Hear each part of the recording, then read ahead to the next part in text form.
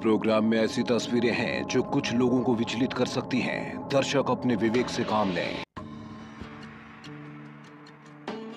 बस कुछ 100 साल पहले तक नॉर्थ अमेरिका एक जंगल था जहां पर सिर्फ बेयर्स का राज था। लेकिन 100 साल बाद ह्यूमन एनक्रोचमेंट और बेयर हंटिंग से ये बेयर्स एक्सटिंक्ट होने के खतरे में पड़ गए। उन्हें मुसीबत या खतरा मानकर देखते ही गोली मार दी जाती थी और इसलिए उस वक्त से बेयर्स को प्रोटेक्ट करने के लिए कानून बनाए गए।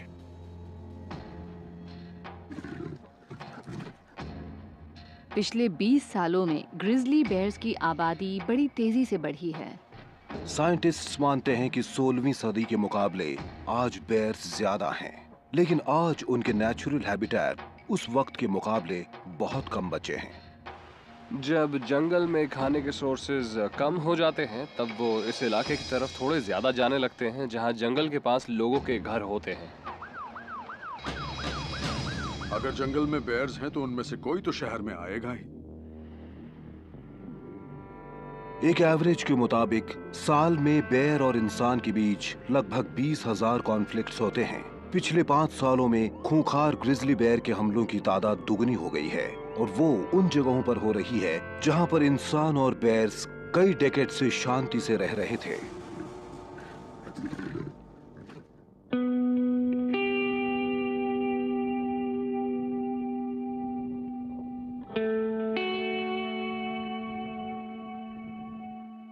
मैं इस रैंच पर ही पला बढ़ा हूँ। हमारी फैमिली इसी घाटी में 1896 से रहती आ रही है। हम 60 सालों से इसी इलाके में रहते हैं। मैं खरगोश, गाय, भैंस और घोड़े पालता हूँ। मैंने हमेशा से ग्रिजली बेयर्स को खुलकर सपोर्ट किया है। वो मौके के हिसाब से खुद को अडैप्ट कर लेते हैं। उनकी तादाद फिर से बढ़ रही है और अब इस इकोसिस्टम में लगभग 1000 बेयर्स हैं, जो कि कुछ 100 बेयर्स से बढ़ी है।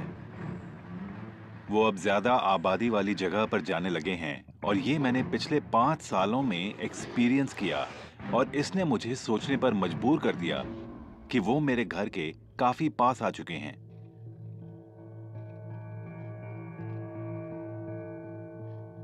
वो बड़ा सुहाना दिन था, कहने की जरूरत तो नहीं, पर 2013 का लास्ट स्प्रिंग डे था। मेरी वाइफ जॉयस बोली कि हम थोड़ी देर बाद घूमने चलेंगे और मैं यहाँ रुकूंगी और उसकी तैयारी करूंगी। मैंने कहा ठीक है, मैं अभी आता हूँ। निक और उनका डॉग बाहर रैंच में अपने रोजमर्रा के काम के लिए गए और अचानक ही मुझे एक बहुत ही भयानक चीख सुनाई दी और मेरा छोटा ऑस्ट्रेलियन डॉग भौंक नहीं रहा था, ना वो रो रहा था, बल्कि जोर जोर से चिल्ला रहा था।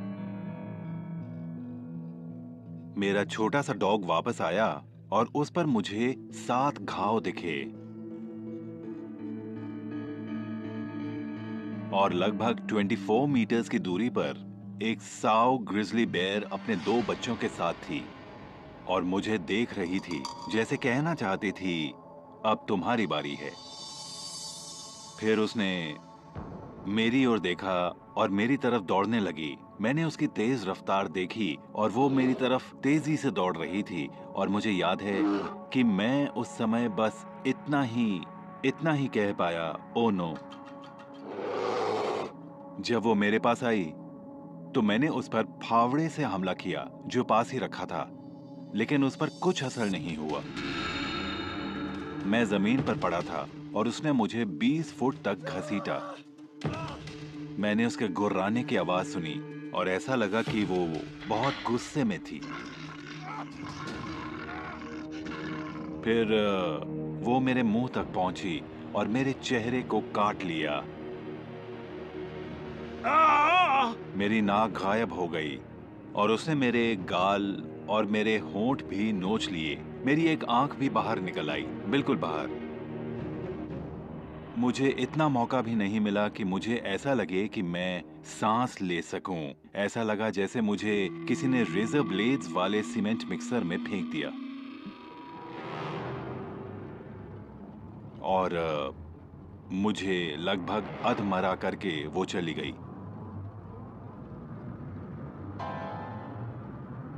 फिर मैंने सोचा अब मुझे यहाँ से जल्दी निकलना होगा। फिर मैं पैदल चलने लगा और उस वक्त मैं बस वही कर सकता था। मैं फिर अपने घर की ओर चल पड़ा। अपने घर का दरवाजा खटखटाया और मेरी वाइफ जॉयस को सब बताया और उसने देखा कि मेरे सिर से बहुत खून बह रहा था। और फिर उसने फौरन इमरजेंसी हेल्पलाइन पर कॉल किया। हमें 6.5 किलोमीटर दूर टाउन के बाहर एम्बुलेंस मिली।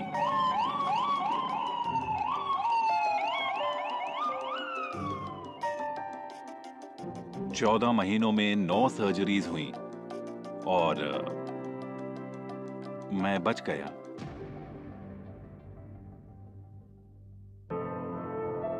लेकिन निक को अभी डरावने सपने आते हैं कि उस दिन क्या क्या हो सकता था। उस हादसे के बाद मेरी आंख खुल गई। फिर मैंने सोचा ये जानना होगा कि यहाँ चल क्या रहा है, इसलिए मैंने वहां कैमरा लगाया। अक्टूबर में वो वापस आई और यहाँ आने के 40 मिनट्स बाद वो पड़ोसी के सेब के पेड़ पर थी।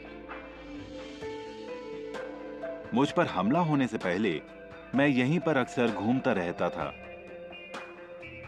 हमने फौरन ही ये फैसला किया कि इस हादसे में हमें कोई बदलाव नहीं आएगा, बल्कि हम और मजबूत हुए हैं और हम आगे बढ़ते रहेंगे। निक ने वाइल्ड लाइफ ऑफिशियल से ग्रिजली को मारने से मना कर दिया। वो अब भी निक की प्रॉपर्टी पर घूमती है। साओ ग्रिजली बेयर एक बहुत ही खतरनाक एनिमल है। ग्रिजली बेयर साओ जब वो अपने बच्चों की तरफ कोई खतरा महसूस करती है तो वो हमेशा हमला करती है और वो हमला बहुत ही खतरनाक हो सकता है जब तक उसे ये भरोसा ना हो जाए कि उसके बच्चे सेफ हैं।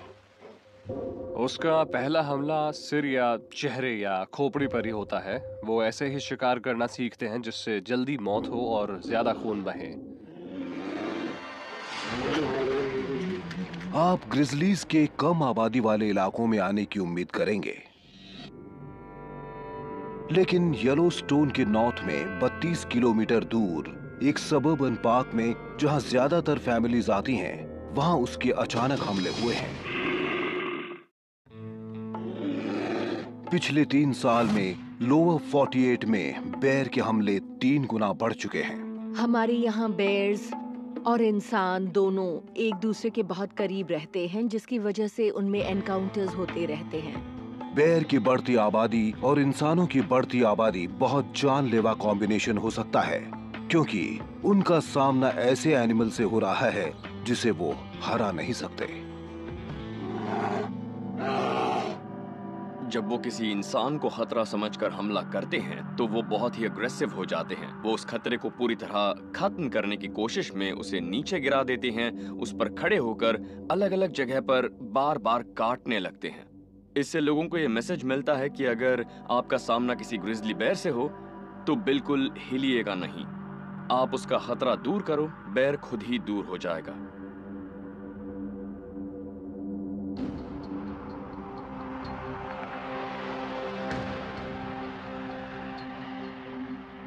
मोंटाना आउटडोर लवर्स के लिए स्वर्ग जैसा है। हाइकिंग, बाइकिंग और बैक कंट्री लिविंग की वजह से लोग इन खुली जगहों पर खींचे चले आते हैं और इस खुली जगह ने इसे ग्रिजलीज का भी घर बना दिया।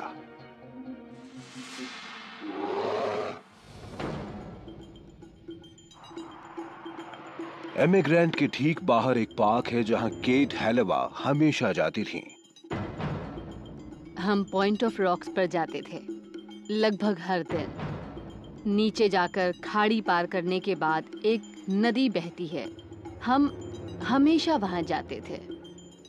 वो ऐसा पार्क है जहां आपको हमेशा फैमिलीज हाइकिंग करती और बच्चे खेलते दिखेंगे। ऐसी जगह जहां बेयर के हमले की उम्मीद किसी को नहीं होती।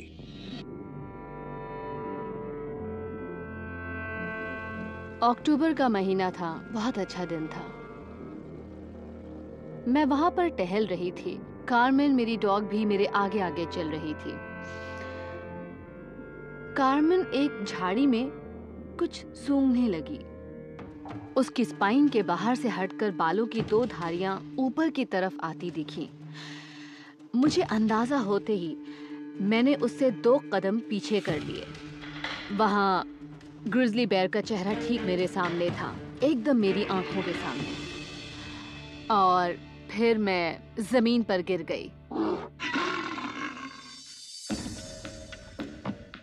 कोई चीज मेरे सिर को चीर रही थी। मुझे नहीं पता वो पंजे थे या दांत, लेकिन मुझे इतना जरूर पता था कि कोई गर्म और वजनदार चीज मेरे ऊपर है। और उसके दांत मेरे सिर में गड़ते हुए मुझे महसूस हुए। फिर उस बेर ने मुझे छोड़ दिया और शायद मेरी डॉग पर लपका।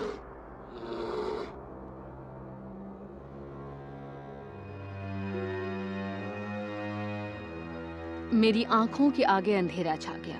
मुझे लगता है शायद ज्यादा देर नहीं हुई थी, या मेरे ख्याल से मेरी हालत और भी ज्यादा खराब होती। और मैं सोच रही थी कि शायद मैं मरने वाली हूँ। और ये सब मैं तब सोच पाई जब मुझे होश आया। मेरे सिर से खून निकलने लगा था और मेरी गर्दन अकड़ने लगी थी। मैंने अपना सेल फोन निकाला। Galeton county 911। मैं पॉइंट ऑफ रॉक्स पर हूँ। मुझ पर बेर ने हमला किया और मेरी डॉग भी मेरे साथ है। ओके। और फिर इमरजेंसी हेल्पलाइन ऑपरेटर ने कहा, क्या बेर अभी वहाँ पर है? जब उसने ऐसा कहा तो मैंने पलट कर देखा और मैं हैरान रह गई। मेरी डॉग झाड़ियों से बाहर आई। Good girl, come on Carmen, good girl. हम किसी तरह कार तक पहुंचे और फिर वहां अपने सिर को संभालते हुए मैंने इमरजेंसी हेल्पलाइन ऑपरेटर से बात की जब तक रिस्पॉन्डर्स नहीं आए।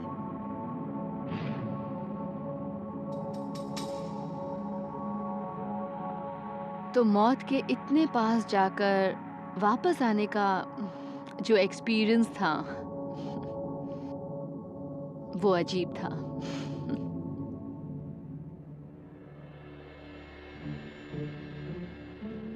जिस बेर ने केट पर हमला किया था वो कभी नहीं मिला। वो अब अपने साथ बेर स्प्रे लेकर ही भाग जाती हैं। जहां ग्रिजली मिडवेस्ट में अपना दायरा बढ़ाने की शुरुआत कर रहे थे, थर्सडे तक पूरे नेशन में बेर के हमले की 7 घटनाएं हो चुकी हैं। वहीं ब्लैक बेर के एनकाउंटर्स पूरी कंट्री में होने लगे। आज सुबह से एक खतरनाक बेर की तलाश चल रही है। ये सब ब्लैक बेर को पकड़ने की कोशिश कर रहे हैं, जो न सिर्फ आफत बल्कि खतरा भी बन चुका है।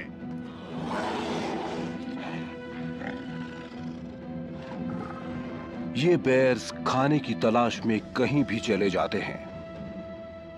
बेर के साथ टकराव 3 गुना हो चुके हैं।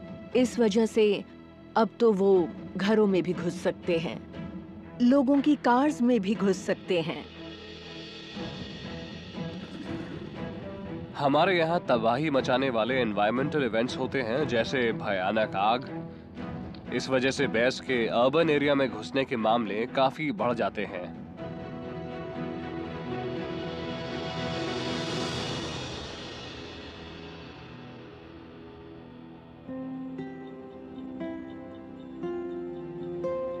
ट्रिनिडाड नाम का एक छोटा सा टाउन है। ये टाउन इतना छोटा है कि सब लोग एक दूसरे को जानते हैं। वहाँ कॉटेज के पास बहुत सारे एनिमल्स घूमते रहते हैं और हमने कई बार बेर्स देखे हैं। ज्यादातर तो ऐसा होता है कि अगर हम बर्तन या कढ़ाई या किसी चीज से आवाज करें तो वो भाग जाते हैं। लेकिन वहाँ जंगल में भयानक आग लगी जिसमें हजारों एकर्स में फैले हुए प्लांट्स जल गए, और जब उन्हें खाने के लिए प्लांट्स नहीं मिलेंगे तो वो मीट खाएंगे। उस दिन मैं अपने ग्रैंड चिल्ड्रन के साथ थी। माइकी 2.5 साल का था और डेस्टिनी बस 5 साल की हुई थी। मेरे हस्बैंड रेल रोड में काम करते थे, इसलिए उन्हें कभी कभी बाहर जाना पड़ता था। उस दिन माइकी चुपके से घर से बाहर निकल गया। तो मैंने उसके चिल्लाने की आवाज़ सुनी। मैं बाहर गई और उसे अंदर लेकर आ गई। मुझे ऐसा लगा कि वहाँ कोई एनिमल होगा, तो ये कंफर्म करने के लिए मैंने फिर से बाहर जाकर देखा कि आखिर बात क्या है। जब मैं थोड़ा आगे गई तो मुझे याद है मैंने अपने सामने एक बहुत बड़ा एनिमल खड़ा देखा और उसे देखकर लग रहा था जैसे वो कह रहा हो, मैं तुम्हें नहीं छोड़ूंगा। जब मैं दरवाजे के पास पहुंची तो दरवाजा खुला था, लेकिन उसने मुझे वहीं पकड़ लिया। मुझे उसकी सांसें सिर्फ महसूस ही नहीं हो रही थी, बल्कि सुनाई भी दे रही थी। मुझे याद है वो मेरे पैर पर चढ़ गया और उसके पंजे मेरे ऊपर थे। मैंने अपने स्कैल्प का एक हिस्सा उड़ते हुए देखा। मैं अपने लिए नहीं बल्कि अपने ग्रैंड चिल्ड्रन के लिए डर रही थी।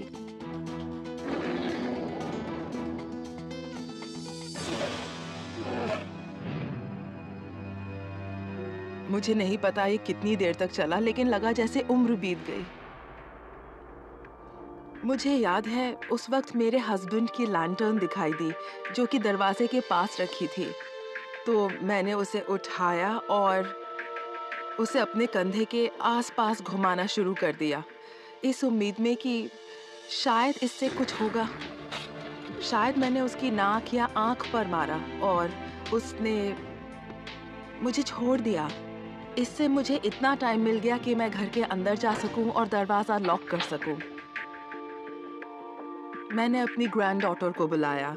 मैंने उससे मेरा फ़ोन लाने को कहा और बताया कि फ़ोन कहाँ है। मैंने उससे कहा कि फ़ोन देते वक्त वो अपनी आंखें बंद कर ले। मेरे हाथ के चिथड़े हो चुके थे और मसल्स हाथ के बाहर लटक रहे थे। डेस्टिनी ने मुझे फ़ोन दे दिया और मैंने उससे कहा कि वो अपने कमरे में वापस चली जाए और अपने भाई का ख्याल रखे, और उसने वैसा ही किया। मैंने इमरजेंसी हेल्पलाइन को कॉल किया। जब मैंने ऊपर देखा तो वो बेर जिसके मुंह पर मेरा खून लगा था, दरवाजे को दांत से काटकर अंदर आने की कोशिश कर रहा था। अपने ग्रैंड चिल्ड्रन के लिए डरी और इस बात से परेशान कि कहीं डॉक्टर के आने से पहले बेर अंदर न घुस आए, मिचेल ने पड़ोसी को फोन किया। मिशेल ने जब मुझे फोन किया तो वो घबराई हुई थी। वो फोन पर सिर्फ चिल्ला रही थी। उन्होंने 2 शब्द कहे जो मुझे साफ साफ याद हैं, बेर अटैक। मैंने अपनी गन उठाई और उनके घर की तरफ निकल पड़ा। खिड़कियां बंद थीं, लेकिन बेर ने उनकी स्क्रीन्स को निकाल दिया था। उसके मुंह मेरा खून लग चुका था और वो बेर घर के अंदर आना चाहता था और वहां जाना चाहता था जहां मेरे ग्रैंड चिल्ड्रन थे।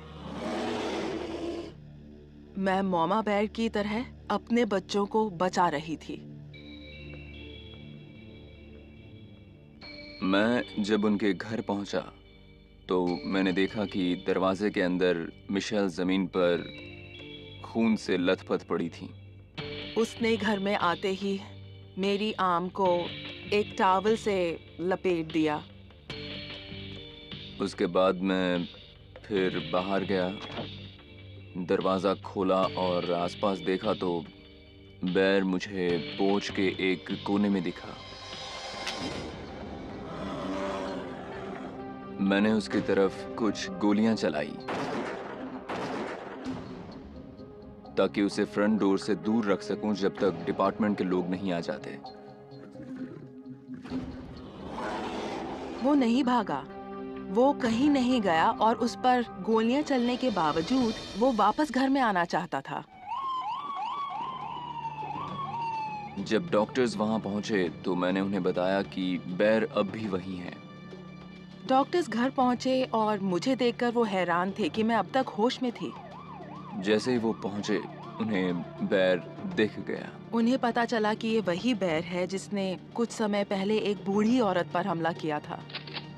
वो बेर इंसानों के कांटेक्ट में कई बार आ चुका था, इसलिए उसे मार दिया गया।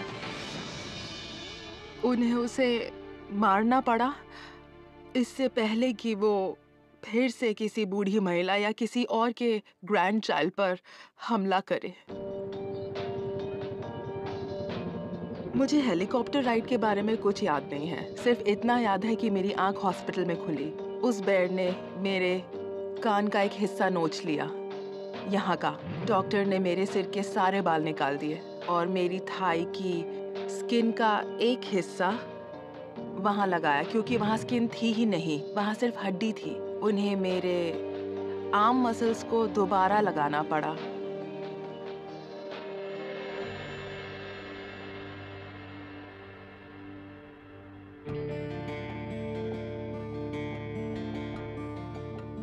ये पहली बार है जब मैंने किसी से अपने हमले के बारे में बात की है।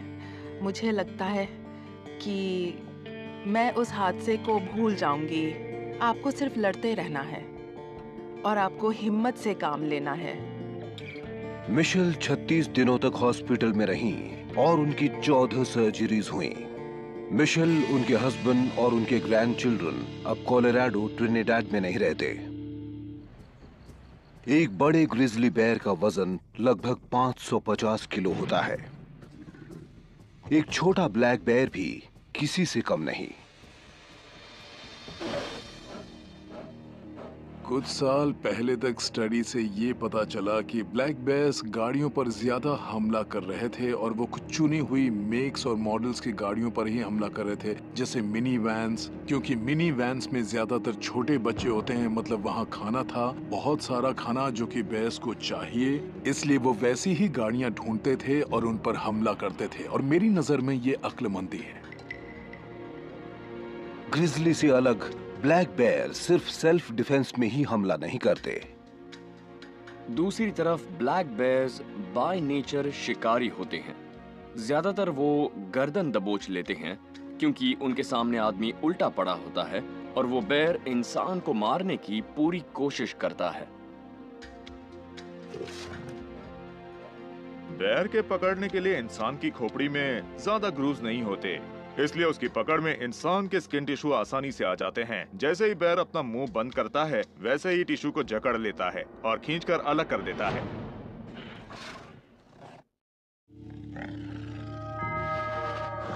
खराब हालात में जहां ह्यूमन सेफ्टी की बात होती है, वहां बेर को मार दिया जाता है।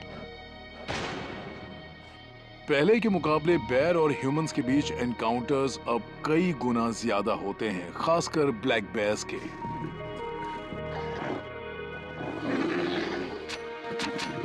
अर्बन डेवलपमेंट ने काफी गहरा असर डाला।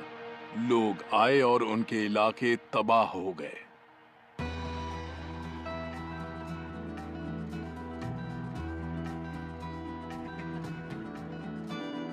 जब अर्बन डेवलपमेंट बेयर के इलाके में पहुंचते हैं तो उसका अंजाम क्या हो सकता है, इसकी एक दुखद मिसाल पाइन टॉप एरिजोना है। पाइन टॉप एरिजोना एक सुनसान टाउन हुआ करता था और आज ये डेवलप हो गया है। गर्मियों के मौसम में यहाँ की आबादी लगभग 40,000 तक हो जाती है। हमारा बिजी सीजन जहाँ पर हमारा बेर से आमना सामना होता है, आमतौर पर इस इलाके में मई के महीने में शुरू होता है। और जितने ज्यादा एनकाउंटर्स होंगे, उनके जानलेवा बनने के चांसेस उतने ही बढ़ जाते हैं। अमेरिका में आज लगभग 10 लाख ब्लैक बेयर्स हैं। उनके नेचुरल हैबिटेट पहले के मुकाबले सिर्फ आधे ही बचे हैं। हम उनके इलाके में जितना अंदर घुसते चले जाएंगे, ये हमले आम होते जाएंगे। ब्लैक बेयर ने उनके घर के बाहर घात लगाकर हमला किया। हमने ब्लैक बेयर्स के हमले और उनकी वजह से हुई मौतें इससे पहले कभी नहीं देखी हैं। ज्यादातर कॉल्स रात में आती हैं क्योंकि इसी वक्त बेयर्स रेजिडेंशियल एरियाज में ज्यादा एक्टिव होते हैं।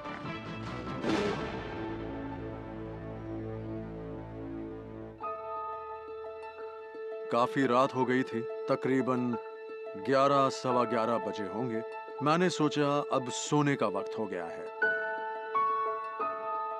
मेरी आंख लगी ही थी कि मुझे एक चीख सुनाई दी। उस चीख के टोन से लग रहा था जैसे किसी पर हमला हो रहा है। मैंने अपनी गाड़ी की चाबियां उठाई, स्लीपर्स पहनी और बाहर निकला। गाड़ी में बैठा और आगे बढ़ते ही सबसे पहले मैंने देखा कि मेरे सामने एक ब्लैक बेयर था। वो कॉम्प्लेक्स के पार्किंग लॉट में था और एक औरत को अटैक कर रहा था। वो बेयर बहुत अड़ियल था, हट नहीं रहा था और मेरे दिमाग में चल रहा था कि अब वो नहीं बचेगी। और मेरे पास कोई हथियार नहीं था। मेरे पास एक ही चीज थी, वो थी गाड़ी। मैं हॉर्न बजाता रहा, लगातार बजाता रहा। हॉर्न की आवाज सुनकर बेयर पेड़ की तरफ भागा, लेकिन मैं तब बहुत सरप्राइज हो गया जब बेयर पेड़ के पीछे से कूदकर बिल्कुल बिल्ली की तरह उस पर फिर से झपट पड़ा।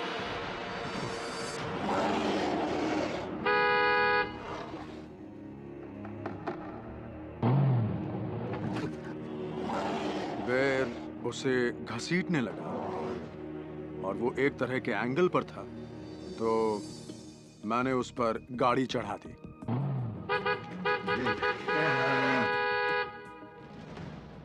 मैं बेयर को उसके ऊपर से हटाने में कामयाब रहा और तब तक बाकी लोग भी बाहर निकल आए थे। घरों के अंदर मार्विन हॉलिंग्सवर्थ की आंख शोर शराबे से खुल गई। मैंने डॉग के भौंकने की आवाज सुनी। मैं पलटा और मेरी वाइफ लैना बेड पर नहीं थी।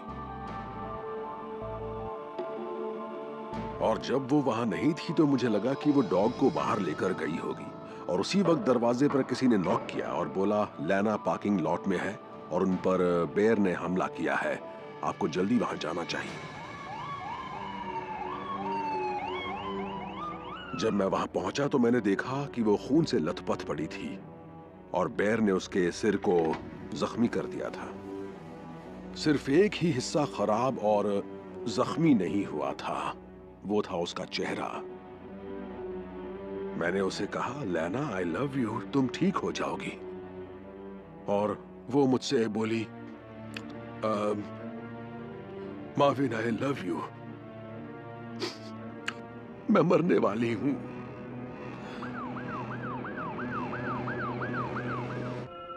जब बेयर उसके शरीर के साथ उठापटक कर रहा था तब उसने उसके लेफ्ट आर्म की आर्टरी काट दी थी।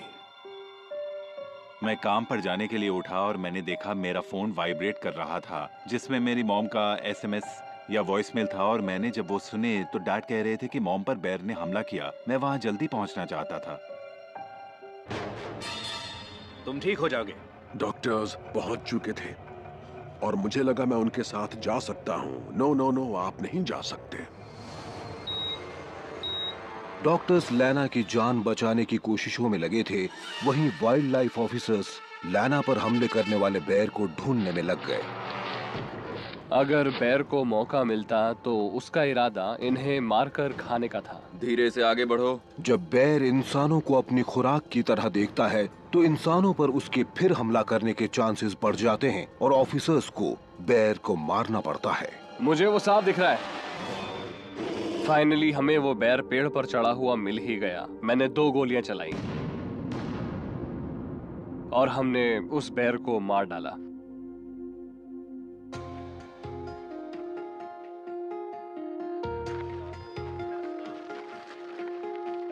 ये एक मैच्योर ब्लैक बेयर का शिकारी हमला था। इस एज, क्लास और सेक्स के बेयर ज्यादातर इस तरह के ह्यूमन वाइल्ड लाइफ हमले में कॉमन ऑफेंडर होते हैं।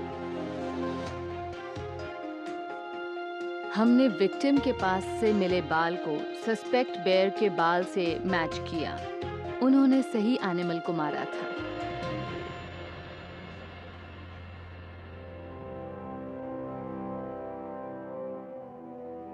लगभग हमले के 1 महीने बाद लैना हॉलिंग्सवर्थ अब हॉस्पिटल में ठीक हो रही थी। 25 जुलाई को हम वहां गए। वो बहुत ब्यूटीफुल लग रही थी। रेस्पिरेटर को उसकी बॉडी से निकाल दिया गया था। वो ठीक हो रही थी। मैं उस वक्त इतना परेशान नहीं था। मैं उनसे बात करने के लिए बेचैन था। उसे देखकर लग रहा था कि वो ठीक हो रही है।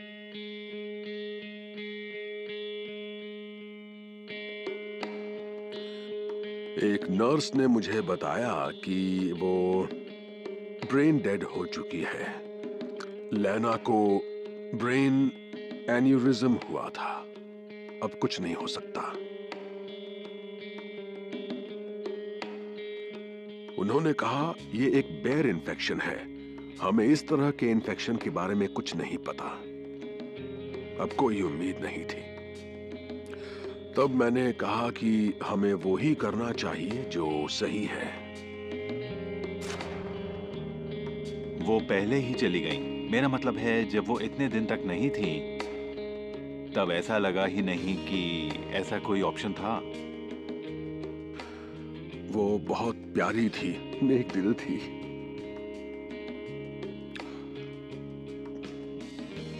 वो किसी के लिए भी जान दे सकती थी और उसने वही किया, चाहे वो कोई इंसान हो या एनिमल हो। लैना की मौत के बाद हमले वाली जगह के पास उनका एक मेमोरियल बनाया गया। जब बेयर्स को शहरी इलाकों में अंदर धकेला गया, वाइल्ड लाइफ ऑफिसर्स ने कंट्रोल संभाल लिया।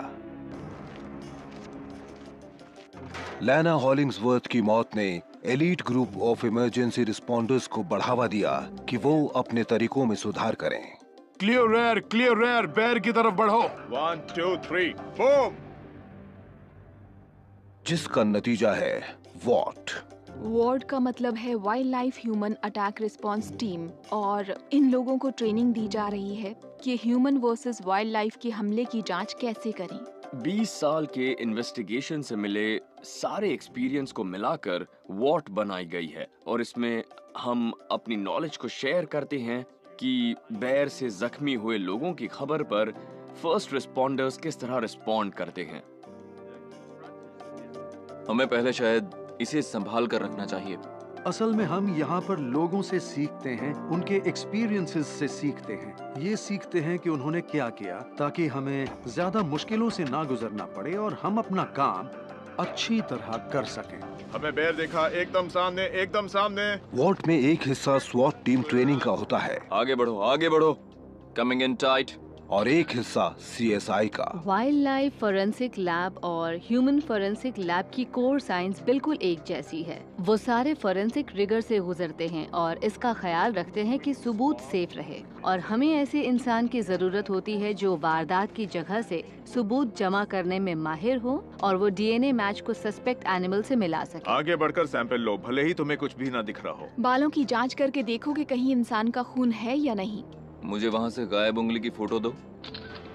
हमें असली जिंदगी के एग्जाम्पल्स दिए जाते हैं। ये सैनिटाइज नहीं है, इसमें कोई इंतजाम और साफ सफाई भी नहीं है।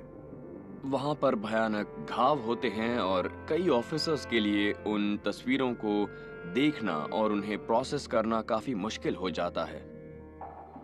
यहाँ पर काफी गहरी चोट है। इस तरह की कड़ी ट्रेनिंग से बेयर के हमलों को रोकना, खतरनाक एनिमल से लड़ना, वारदात की जगह का मुआयना करना पहले से कहीं जल्दी, साफ और सबसे सुरक्षित होता है। हमारा मेन गोल ये पक्का करना है कि लोग सेफ रहें।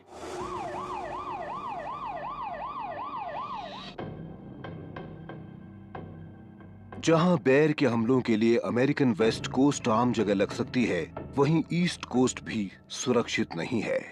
ऐसी बहुत सारी जगह हैं, खासकर ईस्टर्न US में, जहां अब काफी बेयर्स हैं, जबकि बहुत साल पहले वो वहां नहीं थे। पिछले कुछ सालों के दौरान फ्लोरिडा में बेयर्स ने हमले किए हैं और दूसरे ईस्टर्न और साउथ ईस्टर्न स्टेट्स में भी हमले हुए हैं, और पूरे साउथ ईस्टर्न यूनाइटेड स्टेट्स में इस तरह के हमले बढ़ते जा रहे हैं, जहां बेयर्स की आबादी और इंसान की आबादी बढ़ते हुए एक दूसरे की बराबरी पर आ गए हैं।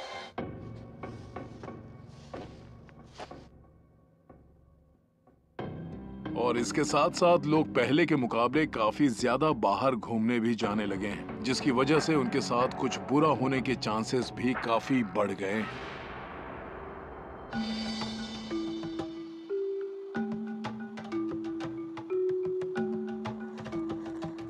हम सब बस उस दिन हाइकिंग के लिए जा रहे थे, कोई नई बात नहीं थी। उस दिन बहुत सुहाना मौसम था। हम वहाँ गए, हमने हाइकिंग की, बहुत मजा आया और हमने काफी फोटो वगैरह खींची। मेरी मॉम ने सारी तैयारियां की हुई थी कि सब कुछ स्मूथली हो। मेरी मॉम और हैना हमसे कुछ 30 मीटर आगे चल रहे थे। हम धीरे धीरे आगे बढ़ रहे थे और तभी अचानक मेरा बेटा रुक गया। मैंने मॉम की तरफ देखा और कहा, ओह माय गॉड, सामने बेर है। पिछले 5 साल में सभी बेयर्स के हमलों में से 25% हमले ईस्ट कोस्ट पर हुए हैं और ये बढ़ते जा रहे हैं। जब आप जंगल में हाइकिंग कर रहे होते हैं और अचानक आपका सामना बेर से हो जाता है, तो वो आपको खतरा समझता है और वो आप पर हमला भी कर सकता है।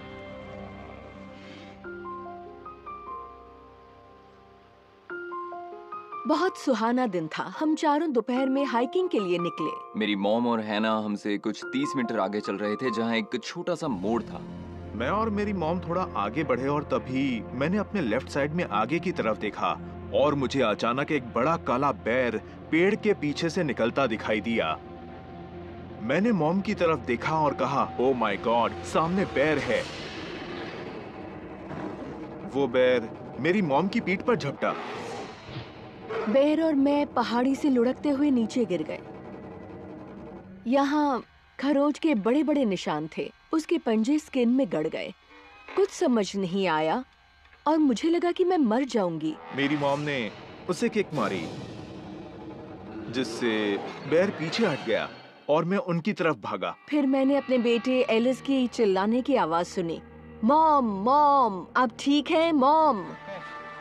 और मेरे ख्याल से मेरे बेटे के भाग कर आने की वजह से वो बेर मेरी तरफ दोबारा नहीं लपका।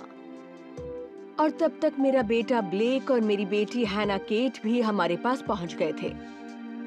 मेरी मॉम यही कहती रही कि शुक्र है उसने तुम पर हमला नहीं किया।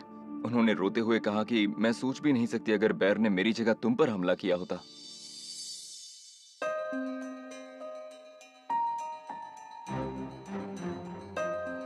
मुझे बिल्कुल नहीं पता उसने मुझ पर क्यों हमला किया। मैंने ऐसा कुछ भी नहीं किया कि बेर को गुस्सा आ जाए। ना मैंने उसे कुछ खिलाने या पिलाने की कोशिश की, कुछ भी नहीं किया। मुझे वाकई नहीं लगा ये कोई बड़ी बात थी। लेकिन एक्चुअली मैं वर्जीनिया में वो पहली इंसान थी जिस पर बेर ने हमला किया। जिस बेर ने लॉरी कुक्से पर हमला किया था वो कभी नहीं मिला। हम चाहे कुछ भी करें पर बेयर्स वही करते हैं जो करना चाहते हैं, और इसलिए हमारे मैसेज का इम्पोर्टेंट पार्ट ये है कि हम लोगों को बताएं कि इस तरह के खतरनाक एनकाउंटर्स को कम से कम करने के लिए वो क्या क्या कर सकते हैं। जब आप कैंपिंग या बैक पैकिंग कर रहे हो तो सबसे अच्छा ये है कि आप एक ऐसी चीज को ऊपर टांग दें जो बेयर्स को पसंद हो। अगर आप अपने खाने को बेयर से दूर रखेंगे फिर बेयर्स आपके पास नहीं आएंगे।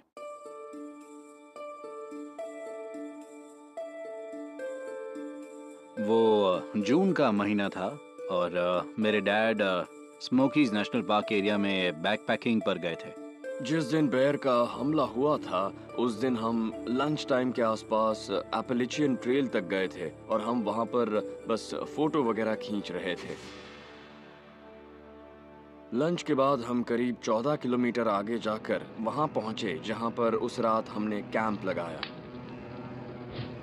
खाना बनाने के बाद हमने सारा सामान ऊपर टांग दिया और फिर मैं सोने चला गया। मुझे ये तो याद नहीं कि मुझे पटका गया, बस मुझे ज़मीन पर गिरना याद है। बेर मुझे पटक रहा था और मुझे मार रहा था और उसने मेरे सिर की स्किन नोच दी। गेब की आवाज़ सुनकर मेरी आंख खुल गई। उसकी बड़ी अजीब आवाज़ थी। मैंने सोचा कि शायद वो कोई बुरा सपना देख रहा था। फिर एक ऐसा पल आया जब मैंने हार मान ली और सोचा कि जो होना होगा हो जाएगा। और तभी अचानक मैंने देखा कि कुछ दूर से एक वाइट लाइट चमक रही थी। मैंने अपनी टॉर्च जलाई और गेब की तरफ देखा। वो जमीन पर पड़ा हुआ था और बेर उसे घसीटता जा रहा था। मेरे डैड ने उस बेर को अपने हाथों से पंच मारा और उस बेर को मुझसे दूर हटाया। मैं जमीन पर पड़ा था और मेरे सिर से बहुत खून बह रहा था और मेरा चेहरा ऐसा लग रहा था जैसे एक तरफ से मेल्ट हो रहा हो। उसके पूरे सिर पर गहरे जख्म साफ नजर आ रहे थे। बहुत बुरा हाल था। काफी देर तक हमें डर लगता रहा। हमें झाड़ियों में बेर के मंडराने की आवाजें सुनाई दे रही थीं। मेरे डैड बहुत घबरा गए। उन्होंने कहा कि हमें फौरन यहाँ से निकल जाना चाहिए। हम बस वहाँ से फौरन निकलकर ही बच सकते थे। करीब 8 किलोमीटर दूर जाने के बाद हमें नदी के दूसरी तरफ कुछ लोग कैंपिंग करते हुए दिखे। वहाँ पर किसी का फोन थोड़ा बहुत काम कर रहा था और हमने इमरजेंसी हेल्पलाइन को फोन करके कहा कि बेर ने हमला किया है और हमें एम्बुलेंस चाहिए। कम्युनिकेशंस? जेंटलमैन जो हाइकिंग पर थे उन्हें बेर ने काट लिया। बेर ने काट लिया? हाँ, हम पहुंच रहे हैं। एक डॉक्टर ने कहा कि गेब के सिर की स्किन निकल गई है। बुरा हाल था। मैं ये समझा नहीं सकता। मैं तो बेस को कभी किसी तरह का खतरा ही नहीं मानता था। उस वाले बेर में जरूर कुछ गड़बड़ थी। उसकी हरकतें जो थी वो नॉर्मल बेर जैसी थी नहीं। गेब की सर्जरी में 16 घंटे लगे और उसके सिर में 40 टांके लगे। हमले के 6 महीने बाद गेब और ग्रेग फिर से हाइकिंग के लिए तैयार हैं। पर चाहे आप वेस्ट कोस्ट में हो या ईस्ट कोस्ट पर, एक्सपर्ट्स को लगता है कि अगर आपका सामना कभी ब्लैक बेयर से हो जाए तो कुछ एक्शंस आपको उससे बचने में मदद कर सकते हैं। अगर कोई बेर आपकी तरफ आ रहा हो तो आप भागने की गलती ना करें, क्योंकि भागने से एनिमल आपको अनजाने में खतरा समझकर आपका पीछा करने लगेगा। खासकर ब्लैक बेयर्स के मामले में उसके रास्ते से हट जाएं, लेकिन अगर वो हमला करे तो आपको उसका सामना करना होगा। मैं सोच भी नहीं सकता कि ब्लैक बेयर की ताकत से मुकाबला किया जा सकता है। कोई इंसान लड़ाई में बेयर से जीत ही नहीं सकता, क्योंकि ताकत के अलावा उनके पंजे और दांत लड़ाई में किसी इंसान को टिकने ही नहीं देंगे। लेकिन अगर बेयर आपके अपने घर में ही हमला कर दे तो शायद आपके पास कोई रास्ता नहीं बचेगा।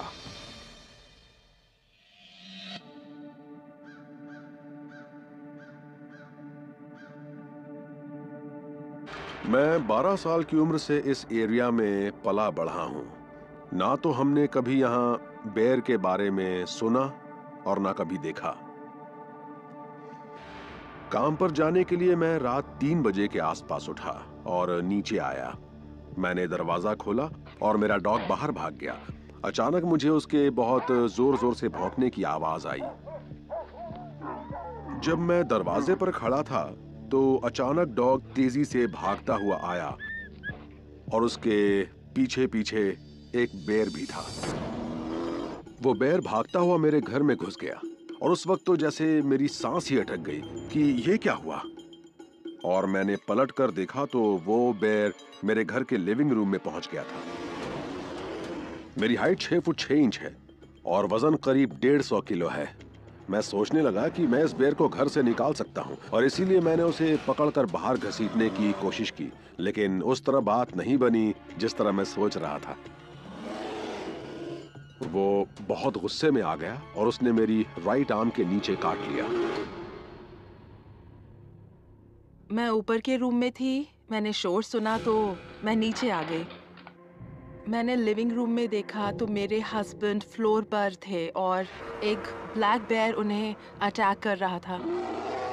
मेरी कुछ समझ में नहीं आया, इसलिए मैं बेयर के पास गई और मैंने उसे छुआ। वो चीख पड़ी और फिर बेयर ने मुझे छोड़ा और एंजी पर झपटा। पहले उसने मुझे यहाँ काटा और फिर यहाँ नीचे। मेरे ख्याल से कोई भी हस्बैंड वही काम करता। मैंने बेयर को पकड़कर एंजी से दूर हटा दिया और एक बार फिर मैं फर्श पर बेर से लड़ रहा था और उस समय मैं अपना सिर नीचे किए हुए था ताकि अपने चेहरे को बचा सकूं। मैंने बेर को मारा, घूमा और उसे छोड़ दिया तो वो पीछे के दरवाजे से बाहर भाग गया। मैंने सोचा चलो अब मुसीबत टल गई। मैं एक सेकंड के लिए रुका, इधर उधर देखा और मुझे ख्याल आया एंजी कहाँ है। मुझे बेर ने दरवाजे से बाहर धकेला और पोर्टिको पर लाकर पटक दिया। मेरी बॉडी से करीब 2 इंच चौड़ा टुकड़ा बेर ने मुंह से नोचकर अलग कर दिया। मेरी लोअर स्पाइन में वर्टिब्रे में फ्रैक्चर हो गया। मैं बेर के ऊपर कूदा और उससे लड़ने लगा। अब उस बारे में सोचकर बड़ा अजीब लगता है। मैं महसूस कर सकता था कि बेर मेरी पीठ पर पंजे मार रहा है, सिर के पीछे काट रहा है। और मैं सोचने लगा कि इस तरह ये बेर पीछा नहीं छोड़ेगा। तो मैंने एंजी से कहा, जल्दी जाओ और मेरी गन लेकर आओ। मैं दौड़कर घर में गई और तेजी से गैराज में गई जहां लोडेड गन रखी थी। जब तक मैं गन लेकर पहुंची वो बेर भाग चुका था। मैंने तुरंत इमरजेंसी हेल्पलाइन को फोन किया क्योंकि मुझे पता था कि मेरे हस्बैंड को मेडिकल हेल्प की जरूरत पड़ेगी। वो सिंक के पास खड़े थे और उनके जख्मों से खून टपक रहा था। डॉक्टर्स फौरन पहुंच गए। उनकी आंखें फटी की फटी रह गईं और उन्होंने मुझे देखकर कहा, हमने ऐसा नहीं सोचा था। उन्होंने मॉनिटर पर एनिमल के हमले की खबर सुनी थी। उन्होंने सोचा डॉग ने काटा होगा या रैकून का हमला होगा। बेर के हमले की उम्मीद नहीं की थी। मेरे आर्म के नीचे और मेरे कंधे के ऊपर गहरे जख्म हुए थे। यहाँ भी काफी गहरा जख्म था और सिर के पीछे की स्किन निकल गई थी। मेरे सिर के पीछे का पूरा हिस्सा सिलने के लिए मुझे 34 स्टेपल्स और 34 स्टिचेस लगे। मेरा कद 6 फुट 6 इंच है, 150 किलो का हूँ और लोग मुझसे मजाक में कहते कि इतना लंबा चौड़ा होकर भी मैं 90-100 किलो के बेर को संभाल नहीं पाया। तो मेरा कहना है कि अगर हमारे सामने एक 27 किलो का बुलडॉग आ जाए जो बहुत गुस्से में हो, तो देखेंगे कि आप उसे संभाल पाएंगे या नहीं। आप उसका सामना नहीं कर पाएंगे।